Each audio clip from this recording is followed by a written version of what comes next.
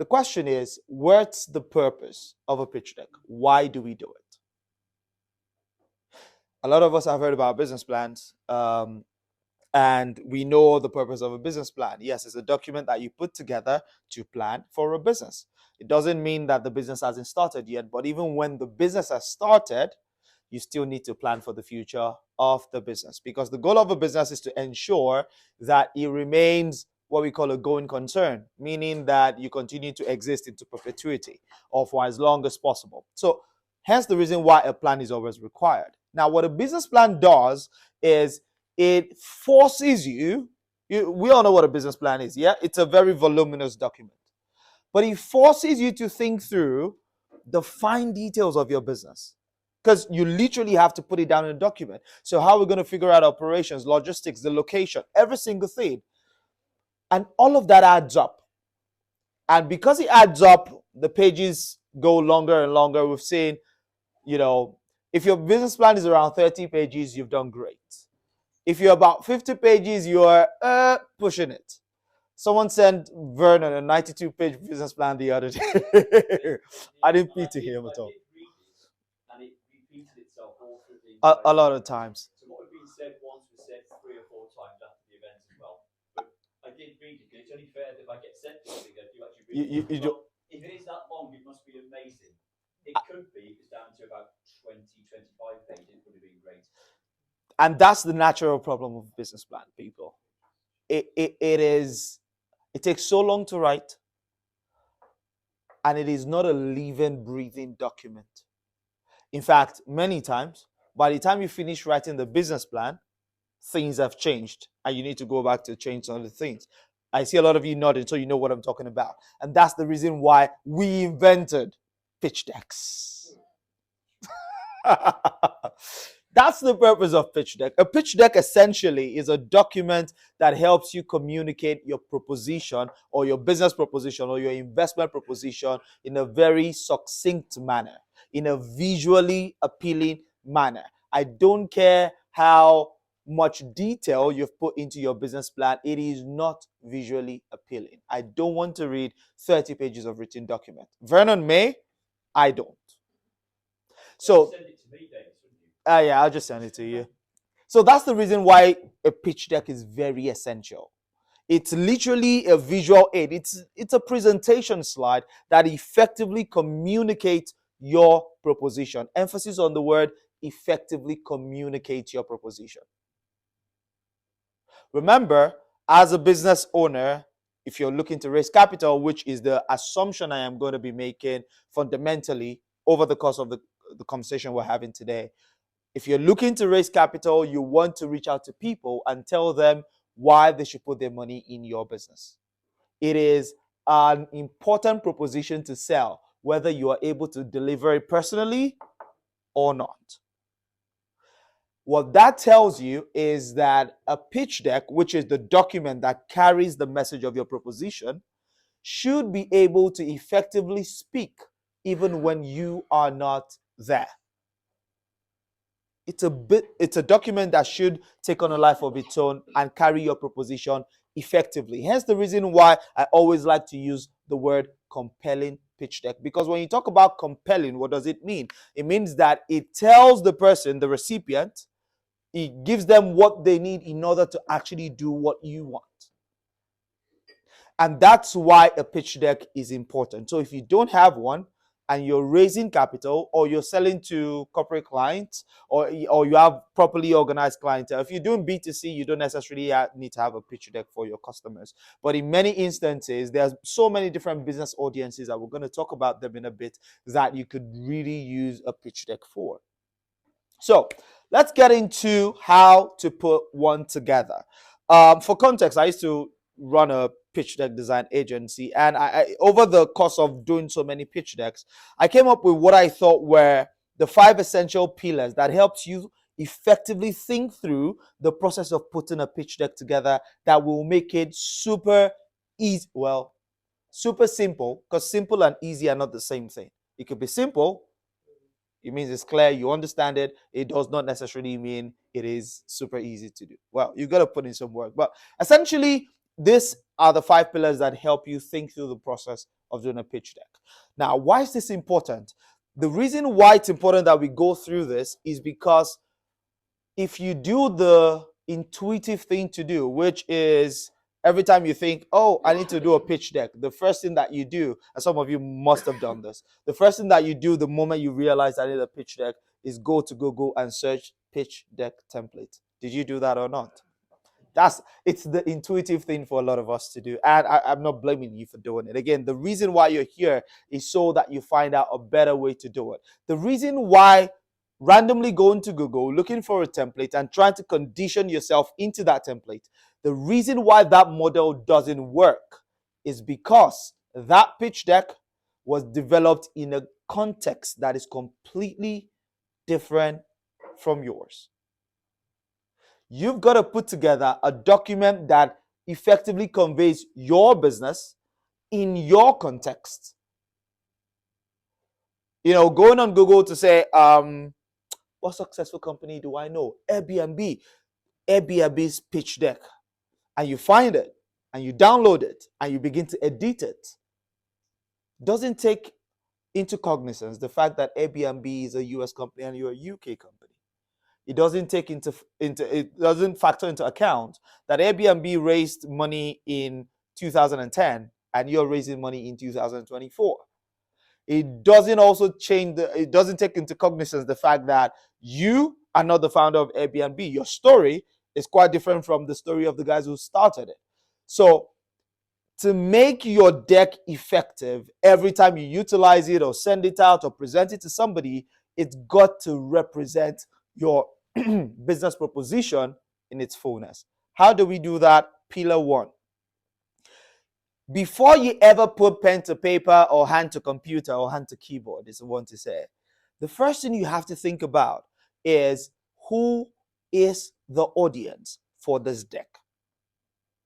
Now, generally speaking, a business has many audiences.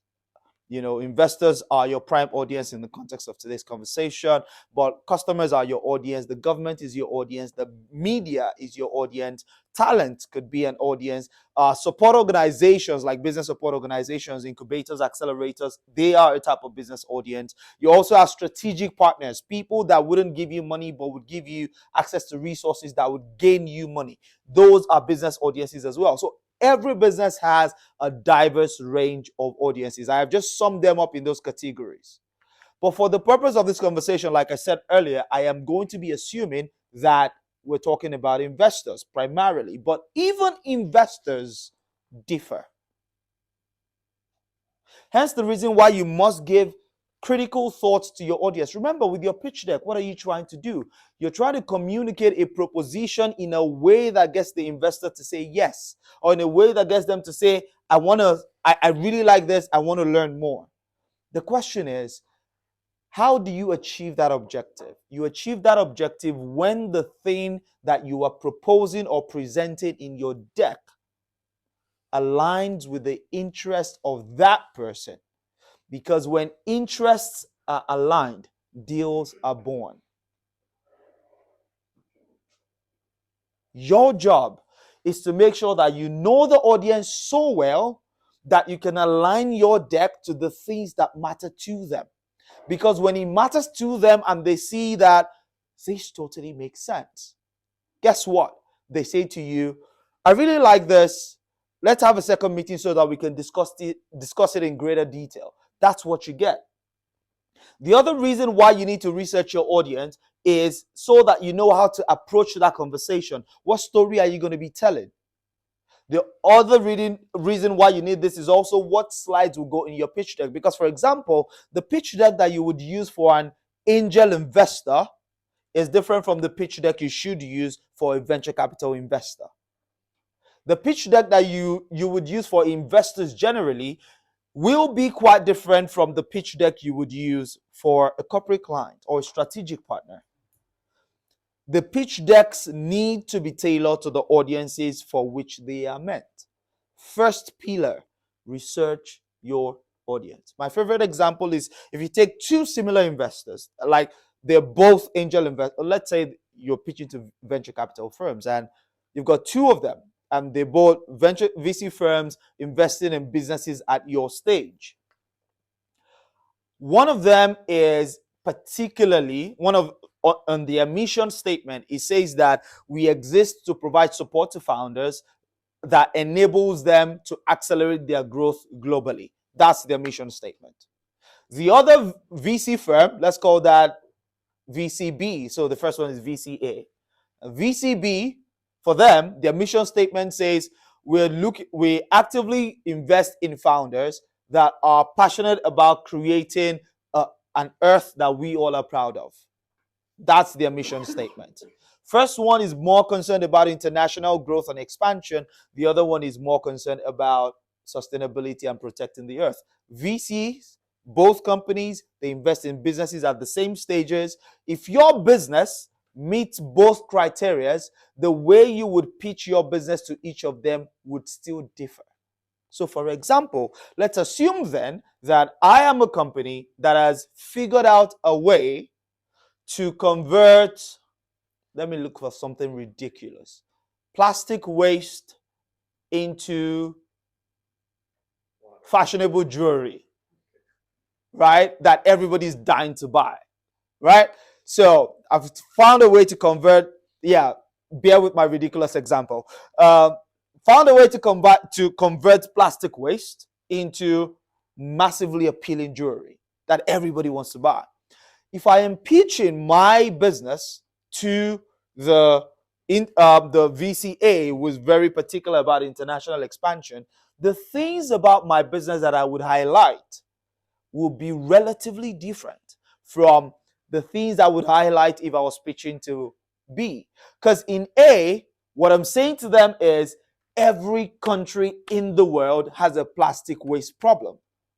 Every country in the world has a populace that is crazy, has a segment of their market that loves jewelry because everyone wears jewelry, we just wear it differently. I am highlighting and accentuating that point in my pitch deck. But if I am pitching to the other VC, then the first thing on my slide is, imagine if we could take out all the plastic waste on Earth, or 20% of it. How much better would the universe be? And we found a way to do that because we take plastic waste and we convert it into, and then you go down your rabbit hole. But the thing is, when you know your audience, you can effectively contextualize your deck to them. Now, the second thing that you must know, once you know the audience, is then you know the story you want to tell them, which is what I've just explained to you. As a business, there are many stories you could tell. You could tell an expertise story. You could tell a competence story. You could tell a growth story. You could tell an opportunity story. You could tell an emotional story if you want. Everything works. It all depends on the audience, right? You could tell a financial story. It all depends on who you're speaking to. And all of this examples of giving, all of this financial story, emotional story, growth story, expertise story, experience story, all of these stories are present in all of your businesses. Yes, sir. While customizing the nuances as per the audience, in your example, you have two different audiences, two different storylines. Yep. What would be the stopping point of such customization? Because would it not affect the downstream direction that your business takes? For example, in your example, the kind of partners that you will be developing to execute will differ in both the cases. Absolutely. So what would be the stopping point where you should be actually looking at? Oh, the stopping point, fantastic question, by the way. The stopping point is very easy to define because you have an objective as a business. Yep. Your objective is a stopping point. Your objective essentially is singular. So for example, using my example, we are a business that has found a unique way to do something that helps the environment. But we are a for-profit business. We want to scale this as far and wide as we can so that we can maximize returns for our shareholders and ourselves, and then whilst doing good in the process. For us, that's all that matters. Now, to bring it home to your question, the stopping point is so the stopping point is where the interest of the person you're pitching to is picked. So essentially, in the example, I'm trying to use the example so it's very clear. When you're pitching your financial slide, for example, you're speaking the fact. It's the same thing you're telling to both. When you're talking about the size of the market, you're saying the same thing to both. When you're talking about competition, you're saying same things to both. When you're thinking about your growth plans, that will be contextualized a bit, because for the guy that is international, you want to bang that drum as much as you can, a little bit more than you would for any other person. But the idea essentially is you're not changing the fundamental nature of your pitch. You're just changing how you're telling the story. That's all. It's the business is still the business. The opportunity is still the opportunity. The size of the market doesn't change regardless of who you're talking to. You're just changing how you're telling the story. For example, if I was pitching to an investor that is very passionate about investing in diverse founders, for example, I will tell the sub story of how I grew up poor and I tried to fight my way up and I built a remarkable business and I've done it all by myself and I've gotten it to this remarkable point where we're doing 200,000 a year, and with your help you can help us get to 20 million. Does that make sense? I am just appealing to the innate desires of the audience. See, ultimately, right, people invest in people. And if somebody feels like they can connect with what you're saying, whether be it on a personal level or on a corporate level, they are more inclined to listen to you and want to do what you want. So research your audience essentially is what I'm saying to you. Once you research your audience, you identify the story you want to tell to them. Now, the third bit, this is where it begins to get deeper and deeper when it comes to a pitch deck. It's the channel. Channel simply refers to the medium through which you're transmitting your deck. So, for example, you could be doing an in-person presentation to a large audience. That's one way. That's one channel. You could be sending your deck via email. That's another channel. You could be uploading your deck to a VC firm's website. That's another channel. So essentially, channel refers to how you're transmitting your deck. Why is this important? Because it defines the depth of content in your document. If you're sending a picture, imagine, so this presentation on screen, assume that this is my pitch deck. How many words, people, are there on this slide? Words. What count? Give me total. 2 words. However, this makes sense in a live presentation. Why? You can see it happen live in front of you. My voice is providing all the context that is necessary to make sense of the slide. This should be you when you're presenting your deck. But imagine you are an investor and I sent this to you via email. What the heck is this? You can't figure it out. And this is the difference that channel makes.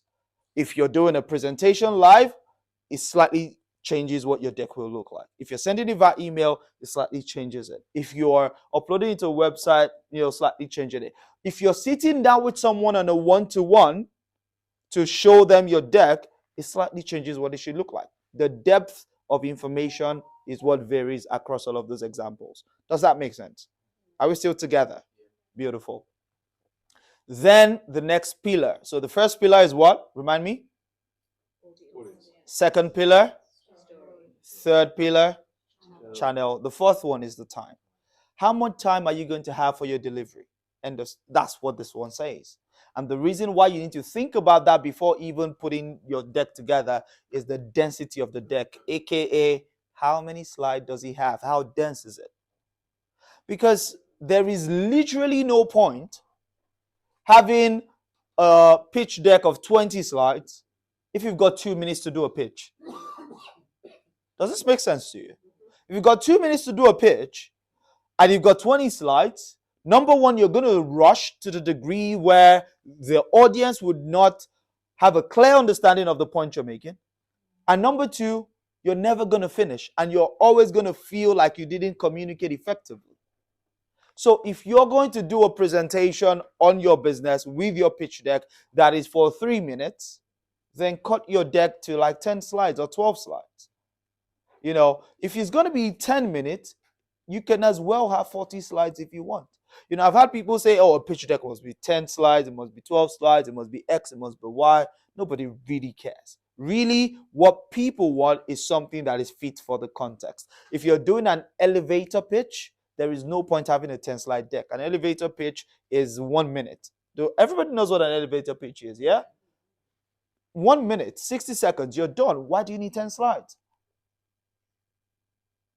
So every time you're thinking about, someone says, send me a deck, you need to think about the context for that deck that you're sending across. And then the last pillar, once you've thought about the audience and the story you want to tell, you know the channel this deck is going to be sent through, and you know how much, if it's in person, then time factors. If it's email, then maybe not necessarily. But once you've done all of those, then you can figure out the design.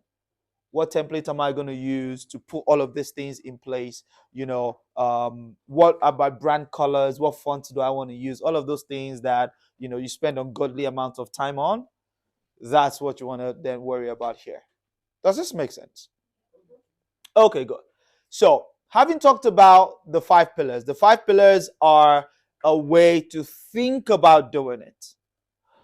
Then let's talk about doing it. But before we do that, before we actually go into doing the deck, there are a couple of notes I want to highlight in terms of how do we approach this conversation of pitch decks.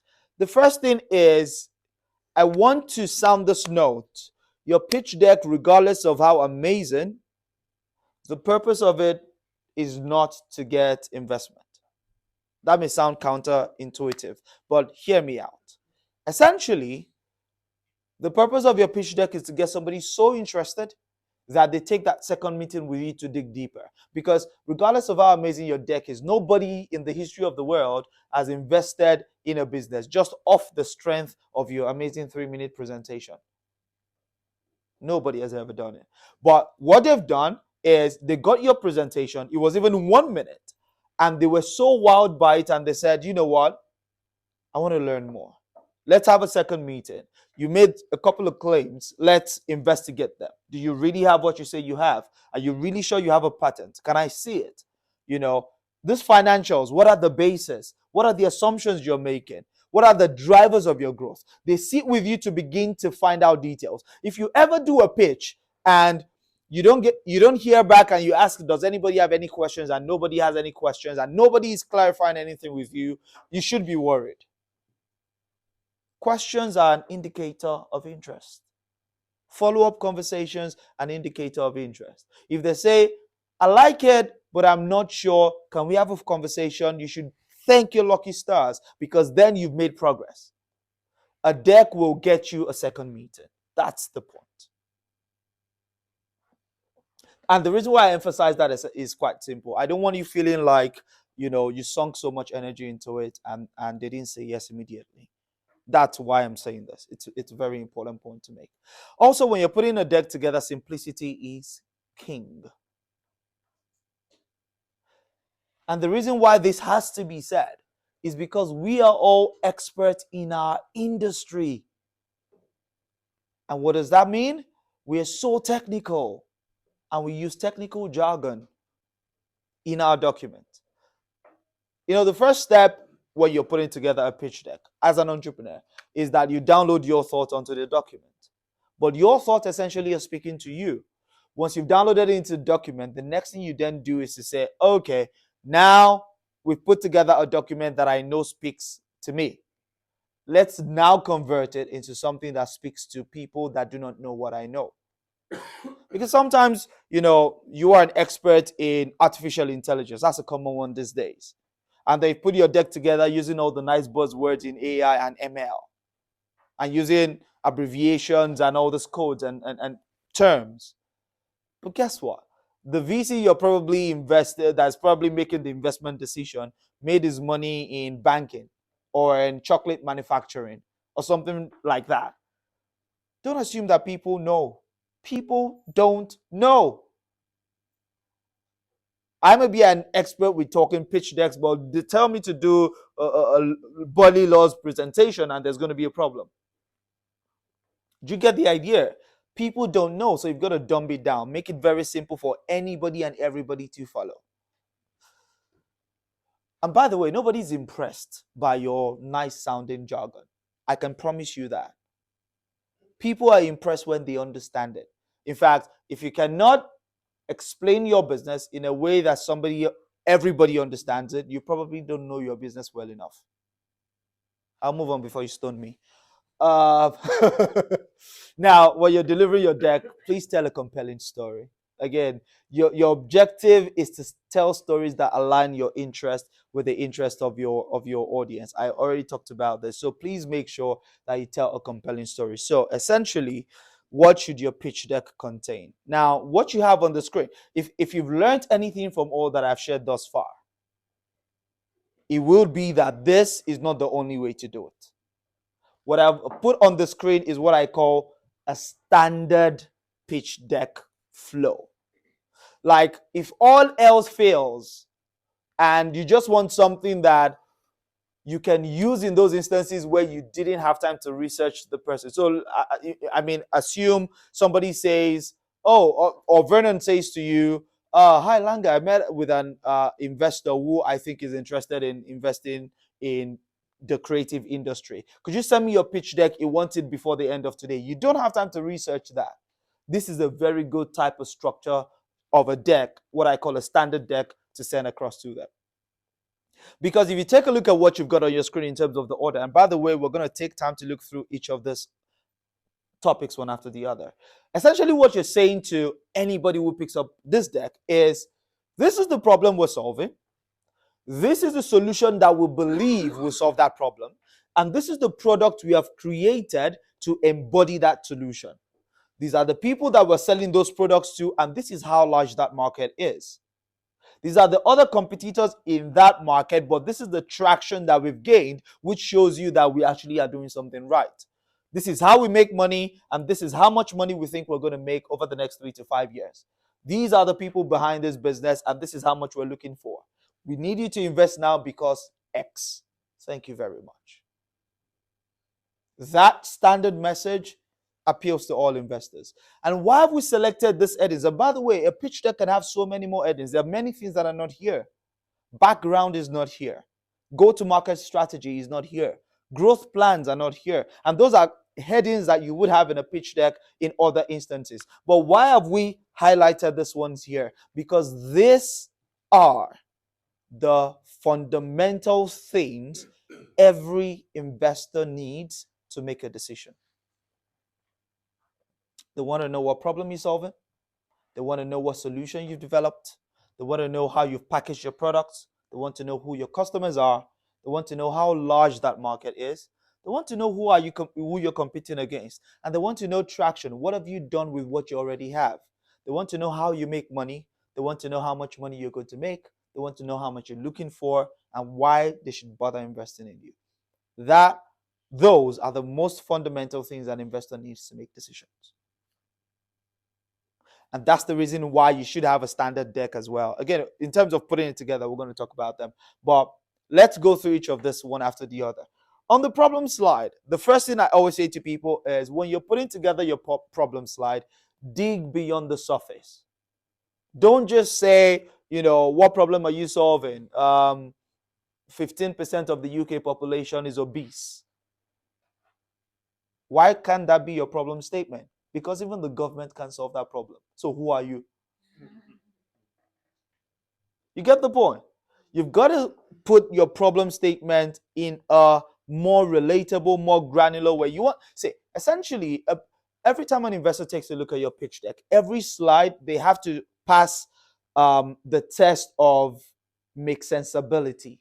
Sorry, I made up that word. Essentially meaning they have to say in their head, oh yeah, this makes sense. Oh yeah, and the next slide, oh yeah, this makes sense. And the next slide, oh yeah, this makes sense. You see, the first instance where they go, wait a minute, that doesn't look right. Every slide after that is a quest for redemption. It's them trying to say, That doesn't make sense. But let's see. What else has he said? Okay, this. And then it goes very skeptical from there. So you want to make sure that every slide they say to themselves, okay, that makes sense. So that's why when you're talking about your problem, you want to make it as specific as possible. And don't go about making vague statements. Most teachers in the UK don't know how to use modern technology. That's an example of a very vague statement that will knock your deck off right from the start.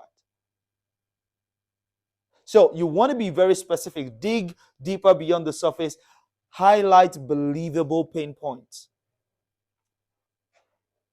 Highlight every word there matters. It has to be believable and it has to be a pain point. When you're putting together your problem statement, please keep these things as the guardrails in your mind that help you put in whatever it is that you're looking for. And by the way, you can ask questions at any time, just saying. Now, once you're done with your problem slide, then you go to solution slide. What does your solution slide show? Now, remember, I need to draw a distinction between solution and product, which is the next one. Solution is not your product. Solution is the essence of solving that problem. So, for example, I say, no, somebody give me an example of the problem you're solving, and then I'll tell you what the solution is. Yeah, anyone? Volunteer? Come on, guys. Yep. What's the problem you're solving? The problem is teachers spend too much time planning lessons. Yep. And what's your product? Product is AI software which automates the generation of lesson plans. Fantastic. So problem is what? Teachers spend so much time planning lessons. So the product that he has developed is an AI software that automates the lesson planning process. So your solution is, so in your problem statement, you said, teachers across the UK spend approximately X amount of time planning lessons. This is not official. You can put some context around that, around why that matters. And then in your solution, you're saying, we believe that by utilizing artificial intelligence in an accessible platform, teachers can save X amount of time. In solution, you're discussing or highlighting the core essence, the thing that drives the solution, the things that create the change. Yeah, that's the word.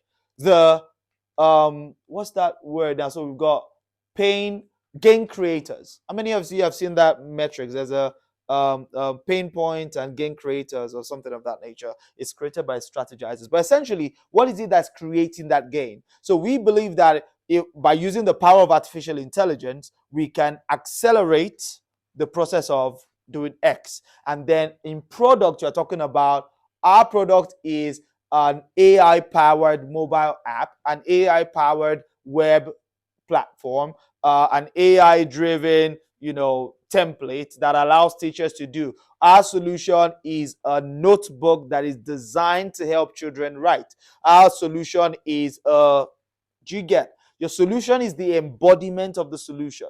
Sorry, your product is an embodiment of the solution. The solution could be a piece of technology. Yes, sir. I've always found this really difficult because my product's beer. Yep. So to have a problem, solution, and then product, and kind of have that as a start point of my pitch deck and kind of hook people in, the argument could be that it actually causes more problems for society than it does. So essentially, and I really love the fact that you brought this up because it highlights the major point that I made earlier. You shouldn't just take anybody else's pitch deck and make it your own. So in your context, I don't want to be telling a story of problem solution or product. I'm literally going to be telling a story of opportunity.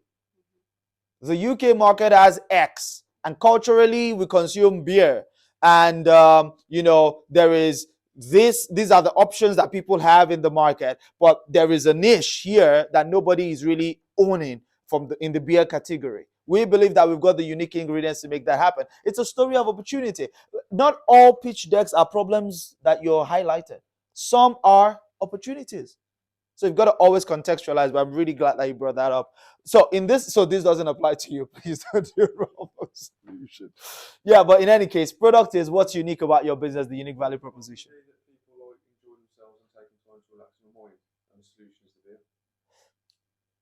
Yeah, sometimes then it is like a social lubricant and enjoying yourself, spending time with people. It's But not as good of a problem as but I tell you the reason why that problem is not a tenable one. It's what I said earlier. It's very general because there are many other things that could solve that problem. You see where I'm going with that? So now, if you're putting together a standard deck, every topic should have one slide. The only exception is product, because every time you send your deck to somebody on the product side, not only do they want to know what it is, but they also want to know how it works. So we've created an AI-powered, mobile app that allows teachers to seamlessly plan their lessons. Step one, how it works. Teachers download the app, they put in their course content, the AI automatically breaks the entire content down into weeks, months, and days or something. Sorry, I just made something up, But you get the idea. It's literally what is it and then how it works. It's always great to differentiate it on different slides because then your slide doesn't become too cumbersome. All good? Then the next slide is where you talk about customers. Who are we selling to? Who are the people using it? The reason why I've just separated those two things is because in many instances, there could be a difference between your customers and your consumers. Consumers are the people that use the product. Customers are the people that buy it. Sometimes the buyer is not the consumer. Anybody want to give me an example?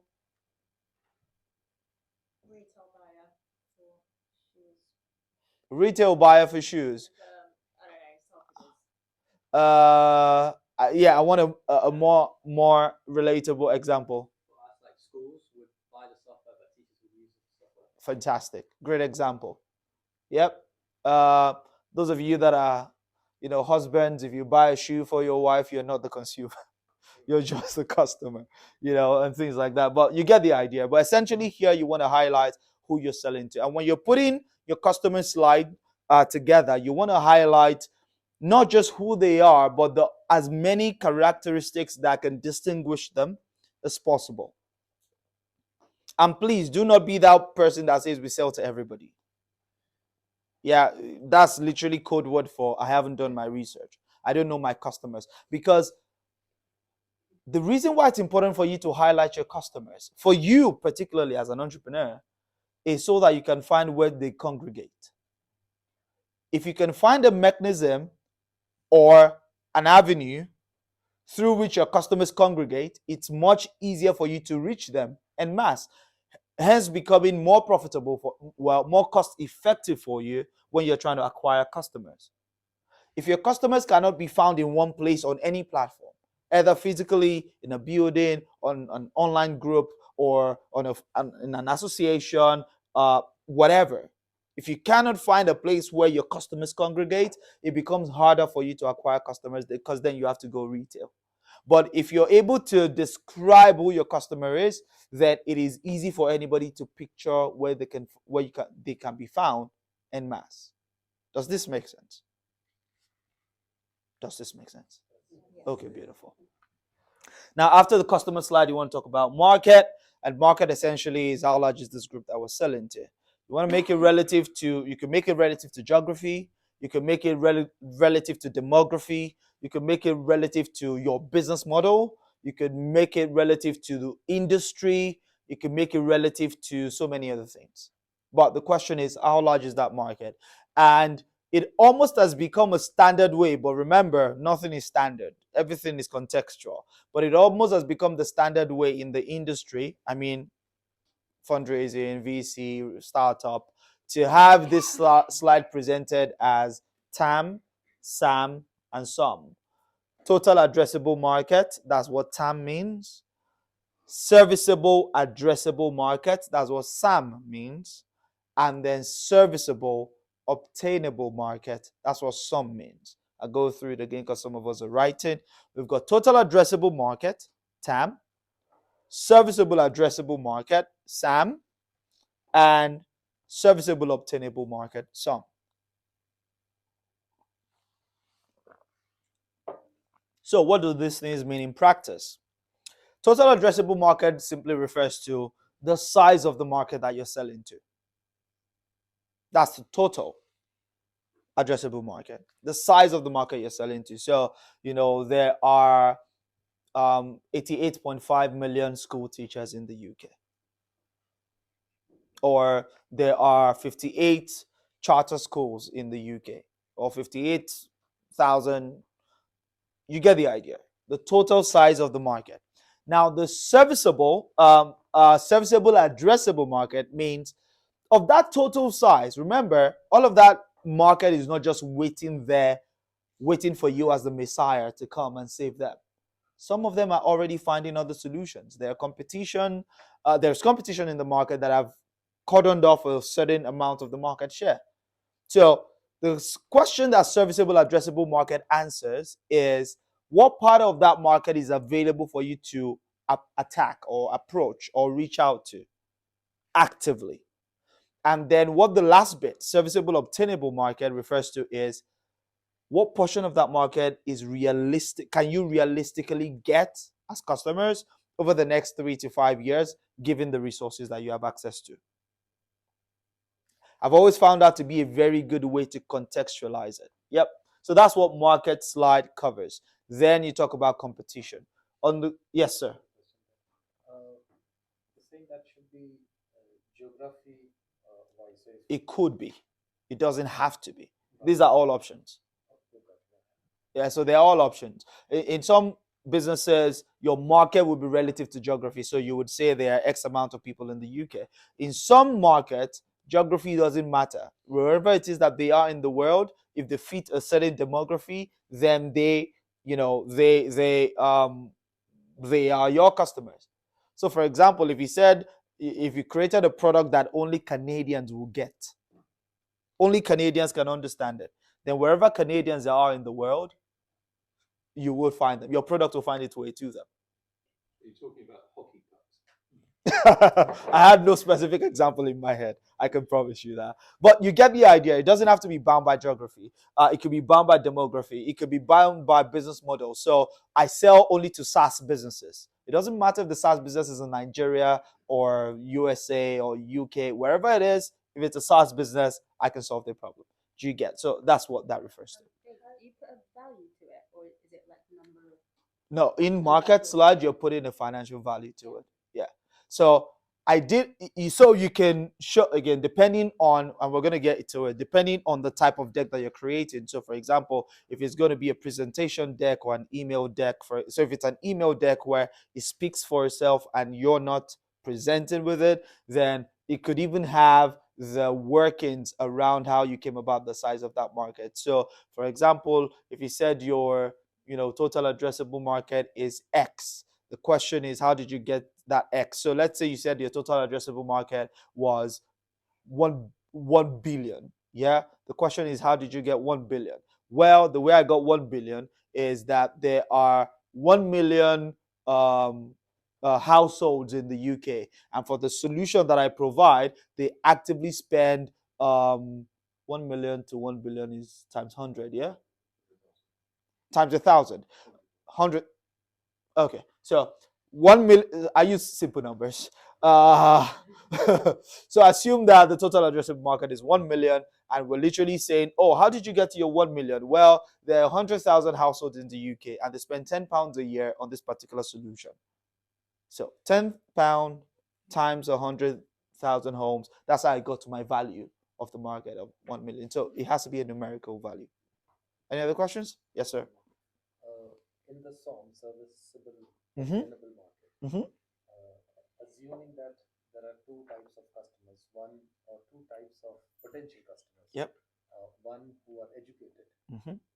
and therefore are easily approachable as potential customers. Mhm. Other one who have to be educated Mhm. and then they realize that they are the potential customers. Yep. So would you include both in the serviceable obtainable market, or keep the not educated ones in the serviceable addressable market? Whose responsibility is it to educate the market? Is it yours as the business? Depends on the investment. Well, so assuming that you have the investment, you would have enough finances to educate the market. Yes, then you include them in your serviceable, obtainable market, because the customer education then is your responsibility and it's part of what you've projected for in your investment. Oh, good. Shall we proceed? Beautiful. Then the next one is competition. Essentially, who are we going up against? But the thing you want to highlight here is who are they? That is their name or their brand logo or whatever that is. What are their strengths? Meaning, what are they really good at? What are the gaps that exist in spite of them being in the market? That is, what are they not doing? And what is your competitive advantage? How are you? What is it that you have that makes customers come to you in spite of the existence of other competitors? So essentially, the purpose of this competition slide is to highlight your competitive advantage. It's not just to tell us who else is playing in that market, but how will you make your mark? How would you get market share in spite of those people being in there in that market competing with you? The next slide is business model. Here you want to talk about both your operational model and your revenue model. Operational model essentially refers to the way your revenue generating operation is structured. So that's where we say things like we're a SaaS company, we're a B2B company, we are a B2B2C company, we are a B2G company, which is process to government, we are a retail company, we are consultancy. Those are operational models. And then when you talk about revenue models, then you're getting into how exactly you make money. So you're talking about we are an agency, so essentially we take commissions. So our revenue is based on commissions, or our revenue is based on share of profit, or our revenue is based on just direct sale, things of that nature. It could be one or the other. It could be both depending on your business. But essentially here you're talking about how you make money. The other bit that you could also cover here is what I call unit economics. Essentially, how much does it cost you to make? How much do you sell it for? What are your margins? If you're in that space, then unit economics would be a good thing to put in here as well. Yeah, I was just doing some reading and based on some of the folks who share information, it looks like specific investors do try to seek for specific KPIs related to unit economics. For example, it looks like for some of them, gross retention rate is important versus for some of them net retention rate. Is that the case? Well, it is not so much a question of investor as it is so much a question of industry. There are certain KPIs that are fundamental to measuring growth and success in particular industry. In fact, every industry has got their peculiar key performance indicators. That's what KPIs mean. Every industry has got specific KPIs that really measure growth in that industry. So, for example, if you are in SaaS, MRR is a big one. So if I'm an investor that invests in SaaS businesses, then every time a SaaS business pitches to me, I'm asking them, what is your MRR? That is your monthly recurring revenue. It's big in the SaaS world. But if you are in retail, for example, average order size is a big metric. That is, every time a customer comes to you, how much are they spending with you? Reorder rate is a big metric in retail. How often are people coming back to buy? But those things wouldn't be top priority in SaaS. You see the difference. So it's not so much a question of investor. It's a question of what industry is that investor interested in. Because, if I say that I'm an investor and MRR matters to me, and then you're presenting me a retail proposition, and I'm asking you about MRR, it doesn't make sense. So that's what that is. And then after business model slide, you want to talk about traction. You see, this slide is where you get to shine, because traction is validation. Traction is anything that emphasizes that what you are doing is actually worth doing as a business. Anything that emphasizes that, all the stories you have told thus far make sense and people really need this, that is traction. The one big, shiny, universal way of proving traction is sales. It's not the only one, but it is the foolproof one. It is the one that everybody respects. I mean, sometimes I'm watching Shark Tank, yeah, I don't watch Dragons Den much because I feel it's boring. I feel Shark Tank is more exciting because they fight, they argue, they do all those crazy things that Americans do that UK people don't do. So sometimes I watch Dragons Den, but not so much. I get more thrill from Shark Tank.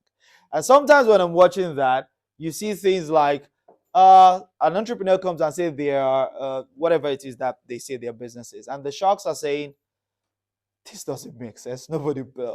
I mean, how can you be a swimwear company and you're valuing your company at $20 million?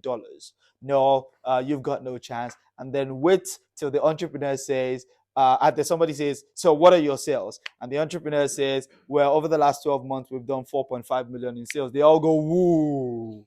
And everybody takes it serious. And those kind of businesses always tend to get investment. Why is that? Sales is the ultimate teller of the truth.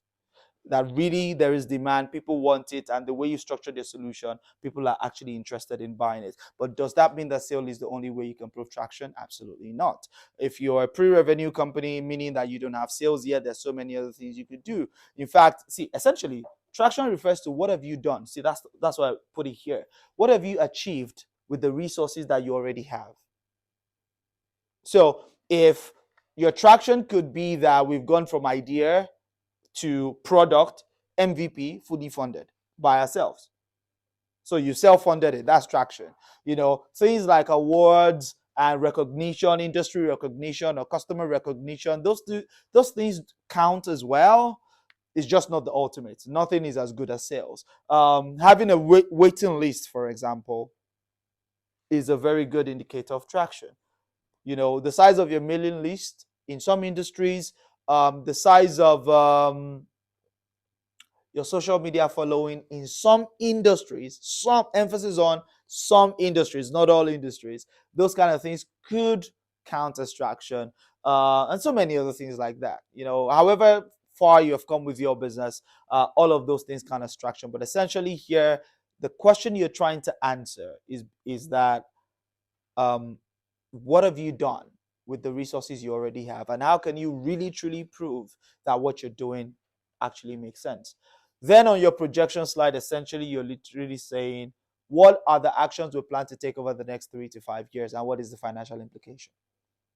So we're going to grow in this way or that way. On your projections, I want to see the cost of that growth, and I want to see the returns that growth would show. So over the next 3 to 5 years, what does the business look like financially? In this plan and this deck, you have said you want to do X, Y, and Z. If you actually accomplish it, if you actually were able to successfully reach that market, what would your revenue look like? What would your cost of sale look like? What would your gross profit look like? What would your expenses be made up of? What would your profitability look like as a business, and how would that impact the value of your business? Then you want to talk about team.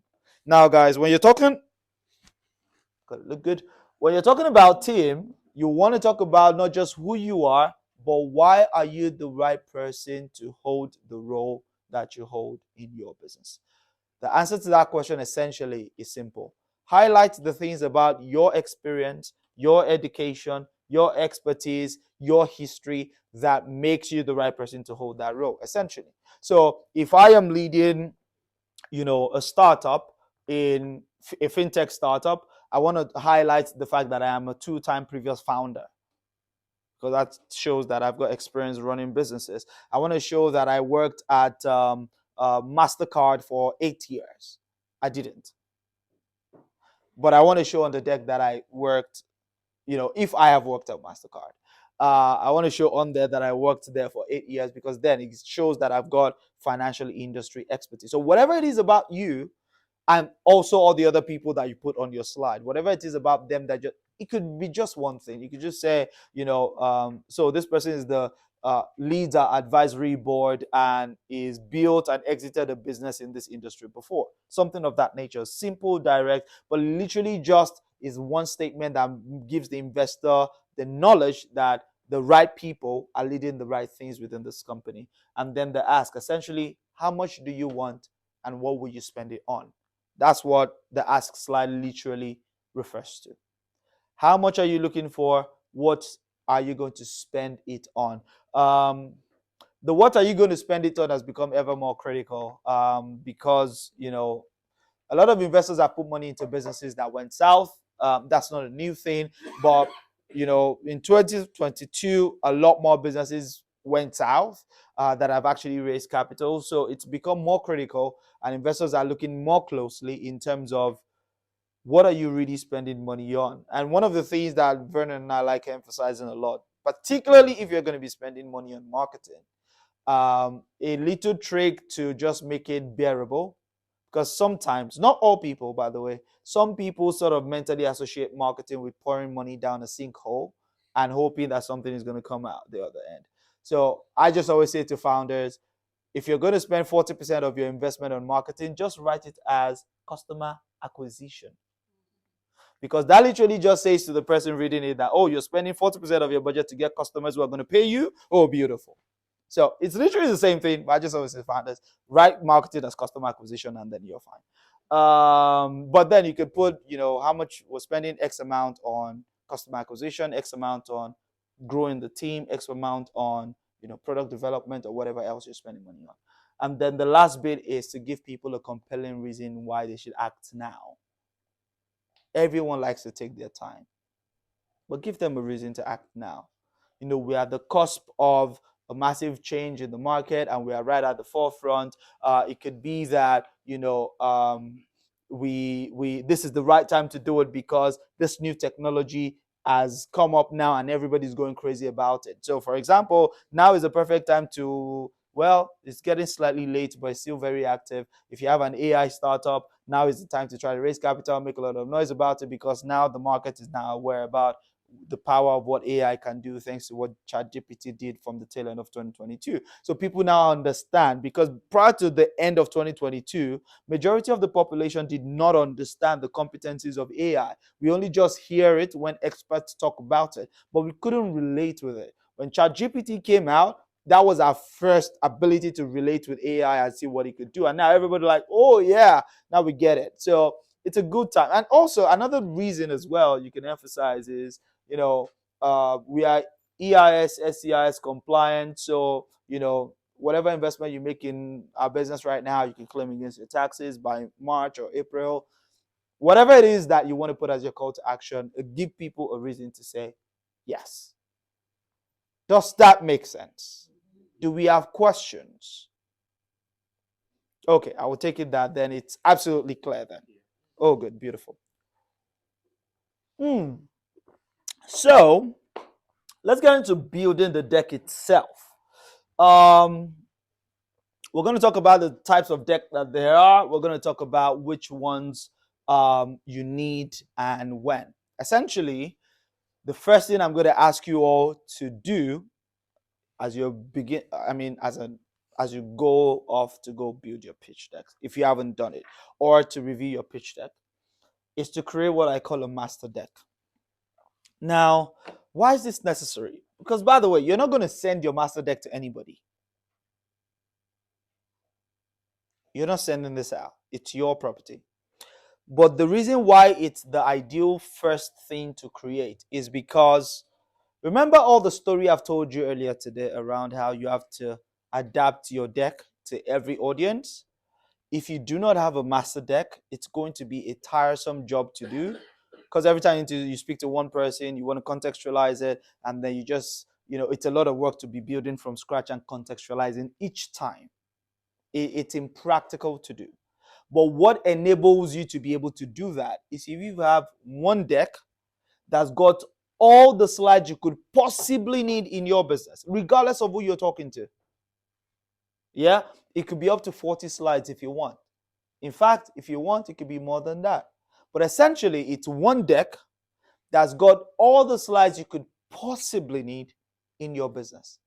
And so what you then do is, as you speak to different people in different contexts, and you want to contextualize the deck that you're sending to them, you literally just come to this master deck. Is this slide relevant for this person? Yes. Is it relevant? Yes. Is it relevant? Yes. This one? No. This one? No. And you literally just highlight 12 to 15 slides that is relevant for that context. You bring it out, and then you just look at it. Does it flow? And then you just do minimal rearrangement, minor tweaks and stuff. And then you've got a deck you can send off. It's much easier that way.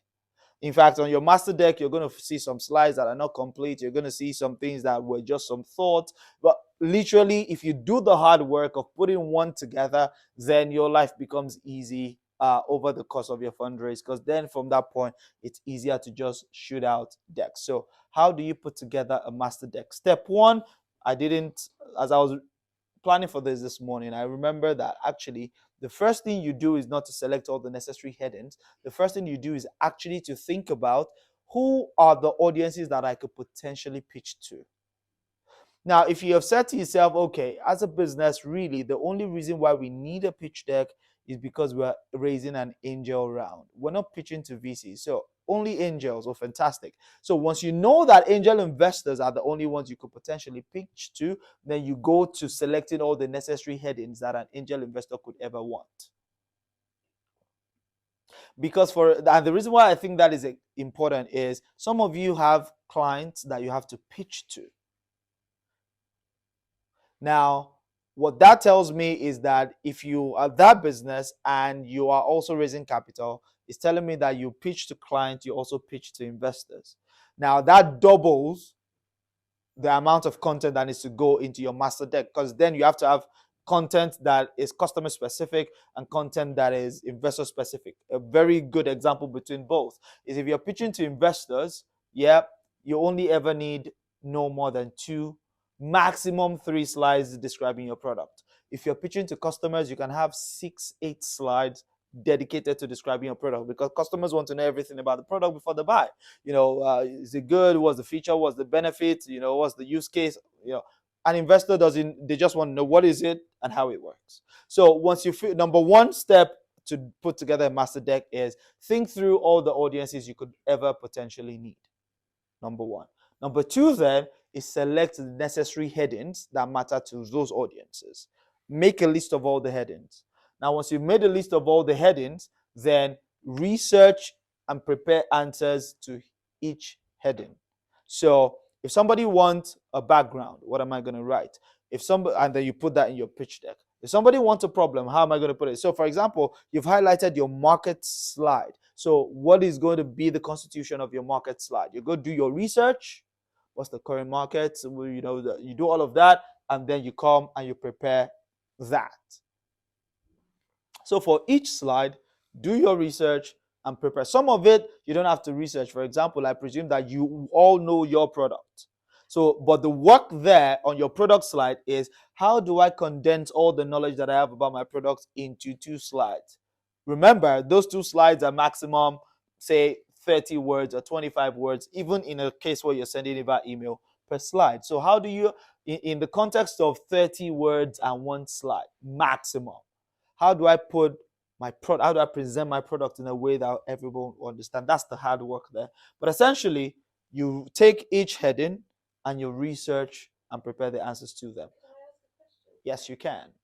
Say if you have done a lot of research, which Mhm. I have, Mhm. but you're doing a presentation like you are doing now, Mhm. would it be appropriate to sort of have the research printed out as a reference document rather than putting it in the slide context? If you're doing a presentation, it's not necessary for you to have the research printed out, because if we're all here knowing that we came here for a presentation, nobody's really going to take time to begin to read your research in the presentation. So you shouldn't put it on here, neither should you print it out. However, if you feel that you're in a context where some of the claims you made, you want to back it up with research, and you literally can, in that case, you literally can print maybe like a 2-page document that's got the authorities that produce those research, and it's on there. And then in the Q&A, and somebody says, you claim X. How did you come about that? And you can literally say, oh, it's this research, and you can hand them the printed stuff, or you can actually put it in an extra slide that you were not going to present, but if questions come up, oh, and by the way, that just reminded me of something that I think is very nifty. It's a trick, I've used a couple of times and taught other people to use. If you're going to be doing a presentation for 3 minutes, I'm just using that as an example. If you're going to be doing a pitch for 3 minutes, and you feel really strongly that In those 3 minutes, you will be able to communicate the core things, but there might be some other essential things that you might like to touch on. What I always tell people to do is, you see those other things, put them in the slides, put them after your thank you. But then, so you stop your pitch at thank you. Hopefully, you get an opportunity to get asked questions. And then when people ask you questions, go make reference to the other slides. Because everybody meters the amount of time you spend on your presentation. They don't really meter the amount of time you spend on Q&A. Extra time to do extra presentation.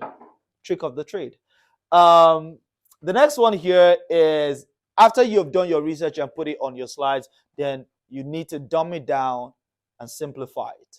That's what I was referring to earlier when I said, when you create your research and you put it on document, it's talking to you. It's your words. It's how you understand it. Now you've got to put it in a way that every other person can understand it. Dumb it down and simplify your answers. Then once you've done all of that, go look for a template that you like. Put it in your colors, put it in your front, make it nice and clean, and then you can begin to send out to people. But that's a master deck. I say find the template that you like, you then design. That's how to put one together.